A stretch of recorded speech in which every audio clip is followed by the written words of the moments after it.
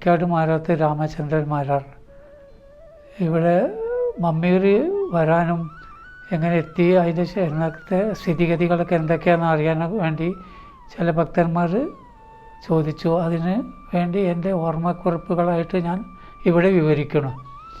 കരിക്കാട് മാരാത്ത് ഒന്ന് കാരണന്മാരുടെ ഇതിൽ അടിയന്തരങ്ങളൊക്കെ പഠിച്ച് അങ്ങനെ കഴിയുന്ന സമയത്ത് അങ്ങാടിപ്പുറത്ത് വരാനിടയായി, ആളില്ലാത്തതുകൊണ്ട്. അങ്ങാടിപ്പുറത്തുനിന്ന് അവിടെ അടിയന്തരം നടത്തിക്കൊണ്ടിരിക്കുമ്പോൾ ഗുരുവായൂർ കുഞ്ഞമ്മാരാർ എന്ന് പറഞ്ഞ ആൾ എൻ്റെ അമ്മാവനാണ്. അദ്ദേഹം ഇവിടേക്ക് വരണമെന്ന് പറഞ്ഞ് ആവശ്യപ്പെട്ടു. പല പ്രാവശ്യം ആവശ്യപ്പെട്ടപ്പോൾ അവിടെ അടിയന്തരം നടക്കുമ്പോൾ ഒരാൾ തഞ്ചമല ആളില്ലാണ്ട് പോരാൻ വയ്യ, അതൊരവസ്ഥ വന്നു. അങ്ങനെ ഇരിക്കുമ്പോൾ ഇവിടെ ആദ്യത്തെ അതിരുദ്രം ബുക്ക് ചെയ്ത് തുടങ്ങാൻ തീരുമാനിച്ചിരുന്നു. അതിന് വരണമെന്ന് പറഞ്ഞു. അതിനും 11 ദിവസം വരാൻ വിഷമമുണ്ട്, ആളെ അങ്ങാടിപ്പുറത്ത് ആളെ കിട്ടാത്തത് കാരണം വരാൻ വിഷമമുണ്ട് എന്ന് പറഞ്ഞു. എങ്കിലും വന്നു. അവിടെ ഈ വിവരങ്ങളൊക്കെ ഞാൻ അവിടെ ഓഫീസിലെ മാനേജരെയും തമ്പ്രാനെയും എല്ലാവരെയും അറിയിച്ചു, ട്രസ്റ്റിനെയൊക്കെ അറിയിച്ചു. ഇങ്ങനെ ഒരു വിഷമത്തിലാണ് അമ്മാവൻ, തീരെ വയ്യ, വരാൻ പറയുന്നുണ്ട്. ഗുരുവായൂരും മമ്മിയൂരും നോക്കണം. മമ്മിയൂർ ശശി മാത്രമേ ഉള്ളൂ, അത് കാരണം അയാളെ സഹായിക്കാൻ മമ്മിയൂരത്തെ കഴിഞ്ഞാൽ ദിവസേന ഗുരുവായൂർക്ക് വരണം. അതിന് പറ്റിയ ആൾ നീ തന്നെയുള്ളൂ, വേറെ ആളെ പറയാനില്ല, അതുകൊണ്ട് വരണമെന്ന് പറഞ്ഞു. വിവരങ്ങളൊക്കെ പറഞ്ഞപ്പോൾ അങ്ങാടിപ്പുറത്ത് മാനേജരും വളരെയധികം സന്തോഷം പ്രകടിപ്പിക്കുകയും 2 അമ്പലത്തിലും, ഗുരുവായൂർ അമ്പലത്തിലും മമ്മിയൂർ അമ്പലത്തിലും വന്ന് സേവിക്കാൻ കിട്ടിയ അവസരമല്ല, താനത് കളയണ്ട, അതിന് വേണ്ട ഇവിടെ തൽക്കാലം ഇവിടെ ഒരു കൃഷ്ണ പുതുവാളുണ്ട്, അയാളെ ആക്കാം, പിന്നീട് ഇവിടേക്ക് നല്ലൊരാളെ ആക്കി തരണം, പ്രവൃത്തി പരിചയമുള്ള ഒരാളെ ആക്കി തരണം അവിടെ പോയതിന് ശേഷം എന്ന് പറഞ്ഞു. അതുപോലെ അവിടുന്ന് ശമ്പളം തന്നു. 1-ാം തീയതി ഇവിടെ വന്നു. 1-ാം തീയതി ശമ്പളം ഇവിടെ പോന്നു. 1998 ഫെബ്രുവരിയിലാണെന്ന് എൻ്റെ ഓർമ്മ. ഇവിടെ വന്നു അമ്മാവനെ കണ്ടു. ഞാൻ അടിയന്തര ഏൽക്കാൻ ഭാഗത്തിൽ വന്നതാണ്. അത് കേട്ടപ്പോൾ അദ്ദേഹത്തിന് വളരെയധികം സന്തോഷം. ഞാൻ ആകെ കുടുങ്ങിയിരിക്കുക, എന്താ വേണ്ട ഇഷ്ടമല്ല, നീ വേറെ ആളെ തഞ്ചമല അവിടേക്ക് ആക്കാൻ പറ്റിയതില്ലേനും, അതില്ലാത്തതുകൊണ്ട് തന്ത്രിനെ ഒഴിവാകാനും സമ്മതിക്കില്ല എന്നാണ് പറഞ്ഞത്. അങ്ങനെ കണ്ടു. അദ്ദേഹം അനിയുണ്ട് ഇവിടെ അമ്പലത്തിൽ. അപ്പോൾ അനിയനെ വിളിച്ചു, കുഞ്ഞമ്മാവൻ നീ പോയിട്ട് ഏട്ടനെയും കൊണ്ട് പോയിട്ട് നമ്പൂരിപ്പള്ളിയുടെ അടുത്ത് പോയി പറയാൻ പറഞ്ഞു. വിവരം പറഞ്ഞു. ഞാൻ പറഞ്ഞ ചെന്ന് മമ്മിയൂർ അടിയന്തരത്തിന് വരികയാണെന്ന്. അങ്ങനെ കണ്ടു ചെന്ന് ദിവാര നമ്പൂരിപ്പള്ളും ദിനേശ നമ്പൂരിപ്പള്ളൊക്കെ അവിടെ ഉണ്ടായിരുന്നു. വിവരം പറഞ്ഞു, അടിയന്തരം ഏൽക്കാൻ വന്നതാണ് പറഞ്ഞു. കുഞ്ഞാൻ പറഞ്ഞയച്ചല്ലേ, ഇനി പിന്നെ പ്രശ്നമൊന്നുമില്ല, ശരി പോയിട്ട് ഓഫീസർ അവിടെ ഉണ്ട്, ഞാൻ പറയാം, ഓഫീസറെ വിളിച്ച് പറയാം ഒന്ന്, രാജഗോപാൽ സാറാണ്. ചെന്ന് വന്ന് കണ്ടു. ഇങ്ങനെ ഇങ്ങനെ സന്തോഷമായി. വൈകുന്നേരം മുൽക്ക് അടിയന്തരം ഏൽക്കാൻ പറഞ്ഞു. അങ്ങനെ വൈകുന്നേരം മുൽക്കന്നെ ഞാൻ അടിയന്തരം തുടങ്ങി. ദിവസേന അത് കഴിഞ്ഞാൽ ഗുരുവായൂർക്ക് വിളക്കിനും പോകും. ചുരുങ്ങിയ ശമ്പളമാണുള്ളത്, എങ്കിലും അത് സന്തോഷമായിട്ട് സ്വീകരിച്ചു. ആൾക്കാരും കമ്മിയാണ്, വരവും കമ്മിയാണ്, പ്രവർത്തിക്കും അതെ. അന്ന് ഇവിടെ പ്രവർത്തിക്ക് പത്മനാഭൻ ഭ്രാന്തി മേശാന്തി, കാര്യമായിട്ട് ശിവൻ്റെ ഒരു മേശാന്തിയായിരുന്നു. അപ്പോൾ അദ്ദേഹത്തിൻ്റെ നിന്ന് പല ഉപദേശങ്ങളും നിർദ്ദേശങ്ങളും ഒക്കെ കിട്ടാൻ തുടങ്ങി.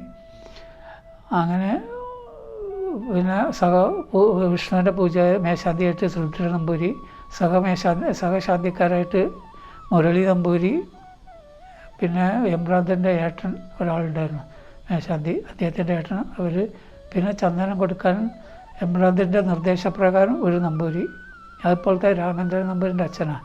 വിഷ്ണുവിൻ്റെ പിന്നിൽ ഇരുന്നിട്ടാണ് ചന്ദനം കൊടുക്കുക.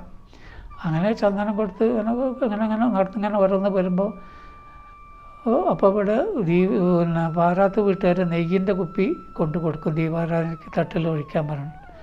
അത് ഓടിൻ്റെ തട്ട് പിച്ചള ദീപാരാധന തട്ടായിരുന്നു. ആ തട്ടിൽ ഇങ്ങനെ പാർന്ന് കൊടുക്കേണ്ടപ്പോൾ എനിക്ക് തോന്നി ഇത് വലിയ ആയ തർക്കമില്ല എന്നൊരു മോഹം തോന്നി. ഓരോ പറ്റിയ ഒരാളോട് പറഞ്ഞു, ഇങ്ങനെ ഒരു തുഴ വന്നൊരു ഭക്തനോട് പറഞ്ഞു, ഇങ്ങനെ ദീപാരാധന തട്ട് വെള്ളിയിലാക്കിയാൽ തർക്കമില്ല എന്നിട്ട് ഇത് സന്ധ്യാകുമ്പോൾ ദീപം ഒഴിക്കുന്നത് എല്ലാവരും കാണാനും നല്ലൊരു ഐശ്വര്യമാണ്. അതിനെന്താ വിരോധം, എൻ്റെ വകയായിക്കോട്ടെ ആയിരുന്നു. അത് കഴിഞ്ഞ് മഹാവിഷ്ണുവിൻ്റെ അവിടെ അതേപോലെ തന്നെ വേറൊരാളെ കണ്ട്. അപ്പോൾ ഇന്ന് അങ്ങനെ ഒരു നെയ്വിളക്കായിട്ട് അത് മാറി. അങ്ങനെ ഇരിക്കുമ്പോൾ ഒരാൾ വന്നപ്പോൾ അങ്ങനെ മുരുകൻ്റെ അവിടെ മാലവിളക്ക് വെള്ളീൻ്റെ ചെയ്യാമെന്ന് പറഞ്ഞു, ഒരു ഡോക്ടറായിരുന്നു. അപ്പോൾ ആ വെച്ച് ചെയ്തു. വിഷ്ണുവിൻ്റെ അല്ല, മുരുകൻ്റെ അവിടെ അല്ല, ശിവൻ്റെ അവിടെ. അത് കഴിഞ്ഞ് വിഷ്ണുവിൻ്റെ അവിടേക്കും കൂടി അയാൾ തിരക്കില്ല എന്ന് പറഞ്ഞപ്പോൾ അതും അവരുടെ വകേനായിട്ട് പിന്നെ മുരുകൻ്റെ അവിടേക്ക് വെള്ളി വിളക്കായിട്ട് വേറെ ഒരു പാർട്ടി വന്നു. ആ പാർട്ടി നല്ലൊരു സാധനം ഉണ്ടാക്കി കൊണ്ടുവരികയാണ് ഉണ്ടായത്. അങ്ങനെ കൊണ്ടുപോയി വന്നപ്പോൾ അത് കനം കുറവാണ്, ഓട്ടയാവും വേഗം, അങ്ങനെ ഇങ്ങനെ നിൽക്കുന്ന ഇങ്ങനെ പല അഭിപ്രായങ്ങളും വന്നു. പിന്നത്തെ പാർട്ടീനോട് ഞാൻ പറഞ്ഞു ഇങ്ങനെ നല്ല കനത്തിൽ വേണം എന്ന് സ്ഥിരമായിട്ട് ഉപയോഗിക്കാനുള്ളതാണ് എന്ന് പറഞ്ഞു. അത് മദ്രാസിലുള്ളൊരു പാർട്ടിയായിരുന്നു. അദ്ദേഹത്തിൻ്റെ അവിടെ ചിത്രമൊക്കെ വരച്ചു കൊടുത്ത് ഗുരുവായൂരപ്പൻ്റെ നടക്കിലുള്ള നേരായിട്ടുള്ള കമലവിളക്കും മാലവിളക്കും വിഷ്ണുവിൻ്റെ അവിടെയൊക്കെ വലിയ നിലവിളക്കും നല്ല കനത്തിലുണ്ടാക്കണം. അതുണ്ടാക്കി കൊണ്ടുവന്ന് സമർപ്പിച്ചു. വളരെ സന്തോഷമായി എല്ലാവർക്കും. അത് കഴിഞ്ഞിട്ടാണ് പിന്നെ അതിൻ്റെ ഇടയിൽ ഒരു ദിവസം ശിവരാത്രി വന്നു. കുംഭത്തിൽ ശിവരാത്രി ഏറ്റതിന് ശേഷം വരുന്നതാണ് ആദ്യത്തെ ശിവരാത്രി. ആ ശിവരാത്രിക്ക് വെള്ളിക്കുടം തിരുവേങ്കടത്ത് അമ്പലത്തിൽ നിന്ന് കൊണ്ടുവരണമെന്നൊക്കെ അറിഞ്ഞത്. ഇവിടെ വന്ന് കൊണ്ടുവന്നപ്പോൾ അയ്യോ എൻ്റെ ഭഗവാനെ, ഇത് ഇനി ഇവിടെ തന്നെ ഉണ്ടാവണം, അതിനുള്ളൊരു അനുഗ്രഹം ഉണ്ടാവണം, എന്താ വേണ്ട ചെയ്യാൻ ശ്രമിച്ചോളാന്ന് പറഞ്ഞു. അത് പ്രകാരം അങ്ങനെ ഓരോ വെള്ളിക്കുടം പിറ്റേ ദായിപ്പിക്കായി. അവിടെ നിന്ന് അങ്ങോട്ട് പിന്നെ എല്ലാ സ്ഥലത്തും നെയ്വിളക്ക് വെക്കണം എന്നുള്ളൊരു മോഹം തോന്നി. വെള്ളിവിളക്കുമായി തുടങ്ങി. അങ്ങനെ ഇരിക്കുമ്പോഴാണ് നാരായണൻകുട്ടി സാർ കമ്മീഷണറായിരുന്നു. അന്ന് HRNC കമ്മീഷണറായിട്ട് നാരായണൻകുട്ടി സാർ. അദ്ദേഹം അവിടെ വന്നു. ഒരു പ്രദോഷ ദിവസമാണ്. അങ്ങനെ ഇരിക്കുമ്പോൾ പ്രദോഷ സമയത്ത് നട തുറന്ന് 4:45 നട തുറന്ന് അന്ന് നേരെ ഗുരുവായൂർക്ക് പോയി തൊഴുത്ത് പോകാമെന്നാണ് വിചാരിച്ചത് അദ്ദേഹം. അപ്പോൾ അവിടെ ഇരുത്തി ഇന്ന് പ്രദോഷമാണ്, അഭിഷേകമുണ്ട്, അഭിഷേകം കണ്ടിട്ട് തൊഴുത്ത് സുഖമായിട്ട് തീർത്ഥം മേടിച്ചിട്ട് പോകാം, എംബ്രാന്തിരി വരും അഭിഷേകം നടന്നു. അങ്ങനെ അദ്ദേഹം അവിടെ ഇരുന്നു. ആ ഇരുന്ന കൂട്ടത്തിൽ പറഞ്ഞു, സാർ ഇവിടെ ദിവസേന നെയ്വിളക്കാക്കിയ തിരക്കില്ല മോഹമുണ്ട്, അതുകൊണ്ട് അതിനുള്ളൊരു അനുവാദം നേരെയാക്കി തരണം എന്ന് പറഞ്ഞു. അനുവാദം തരാം, അതിന് വിരോധം ഉണ്ടല്ല, അത് നടക്കുകയെ ചോദിച്ചിട്ടുണ്ട്. നടക്കും, ചീട്ടാക്കുള്ള സംവിധാനം ഉണ്ടാക്കി തരുമോ? എന്നാൽ ഞാൻ നടത്തിക്കോളാം. ഓരോരുത്തരെ പിറന്നാളിനും മറിച്ചായിട്ട് പറഞ്ഞിട്ട് അതിൻ്റെ ഗുണങ്ങളും പറഞ്ഞ് മനസ്സിലാക്കി. അങ്ങനെയാണെന്ന് വെച്ചാൽ ഞാൻ ഇപ്പോൾ തന്നെ ഓർഡർ കൊടുക്കുക. അച്യുതൻകുട്ടിയാണ് ആണല്ലോ ഇപ്പോഴത്തെ ഓഫീസർ. അദ്ദേഹത്തിനോട് സംസാരിച്ച് അടുത്ത ദിവസം മുതൽ തന്നെ തുടങ്ങാനുള്ള സംവിധാനം ചെയ്യാമെന്ന് പറഞ്ഞു. അങ്ങനെ തുടങ്ങി.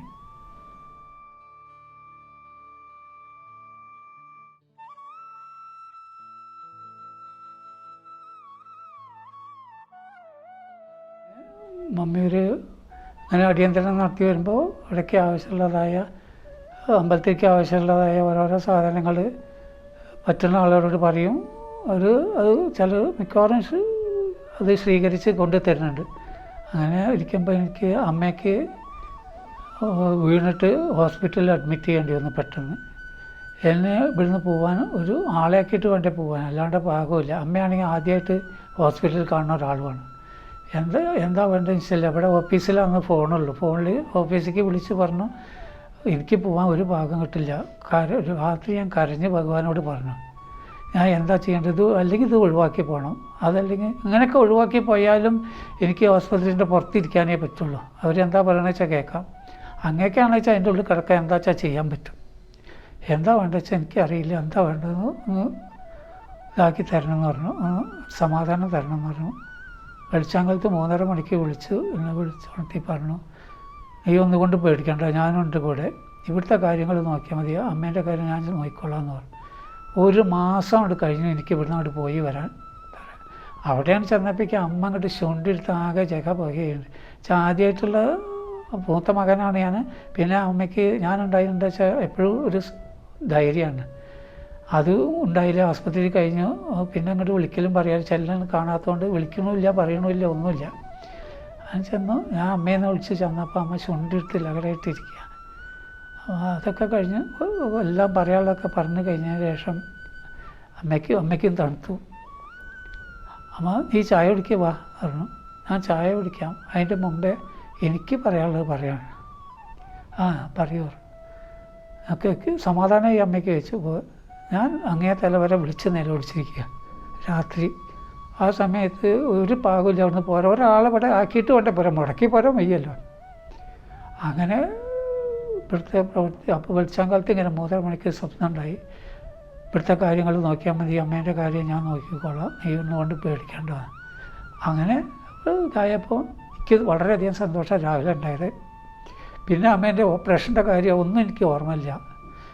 പിന്നെ അപ്പോൾ ആളെ കിട്ടിയപ്പോൾ ഞാൻ വന്നു. വന്നപ്പോൾ ഇതാണ് അമ്മ കേൾക്കുന്നത്. അയ്യോ, ഇതൊക്കെ കണ്ട് കേട്ടപ്പോൾ അമ്മയ്ക്ക് ആകെ അങ്ങോട്ട് പൊട്ടിത്തിരിച്ച് ആകെ കണ്ണുന്ന വെള്ളമൊക്കെ പാടെ കിട്ടി.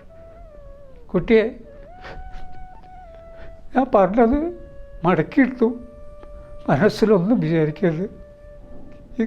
നിന്നെ കാണാത്ത വിഷമം കൊണ്ട് ഞാൻ പറഞ്ഞതാണ്, അതുകൊണ്ട് ഒന്നും ആലോചിക്കാൻ മനസ്സിലുണ്ടാവരുത്. ചായയൊക്കെ കഴിച്ച് ഭക്ഷണം കഴിച്ച് നല്ലോണം അനുഗ്രഹിച്ചു. നീ പോയിക്കോ, മമ്മിയവർക്ക് പോയിക്കോ, അവിടെ പോയി വേണ്ട പോലെ ചെയ്തോ, ഒരു ബുദ്ധിമുട്ടും ഉണ്ടാവില്ല ജീവിതത്തിൽ എന്ന് പറഞ്ഞു.